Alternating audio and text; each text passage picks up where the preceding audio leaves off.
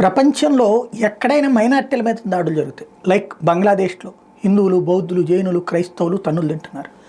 అదే సందర్భంలో ఆఫ్ఘనిస్తాన్లో మైనార్టీలు మొత్తం తుడిచేశారు.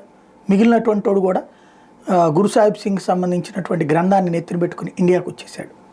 అలాగే సిరియా, లెబనాన్, యెమెన్ ఇట్లాంటి దేశాల్లో మైనార్టీలు నథింగ్. అందరూ అయితే మత మార్పిడి లేదంటే చంపబడ్డారు. అలాంటి సిచ్యుయేషన్లో ఒక్క హిందువులు మాత్రమే.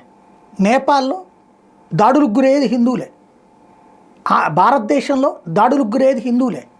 ఆలయాల మీద దాడులైనా, ఆలయాలలో మత మార్పిడులైనా, చివరికి అర్చకుల మీద దాడులైనా, లేదా ఆలయాల ఆస్తులు దోచుకోవడమైనా ఇదంతా జరిగేది హిందువుల మీదనే, మెజార్టీల మీదనే.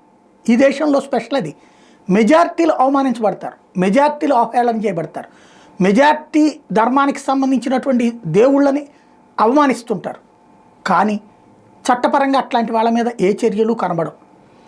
అది హిందువులు ఫీల్ అవుతుంటే మైనార్టీల మీద దాడులు జరుగుతున్నాయి అంటూ ఇప్పుడు ఫాసిస్ట్ పాలనలు అంటూ మైనార్టీల మీద దాడులు అరికట్టాలి అంటూ మానవ హక్కుల వేదిక లాంటి స్టేట్మెంట్లు, నాస్తిక మేళాలు చూస్తుంటే మనం నిజాన్ని అబద్ధంగా, అబద్ధాన్ని నిజంగా తరతరాలుగా ఎలాగ ఈ దేశ ప్రజలు మోసం చేశారన్నది స్పష్టమవుతుంది.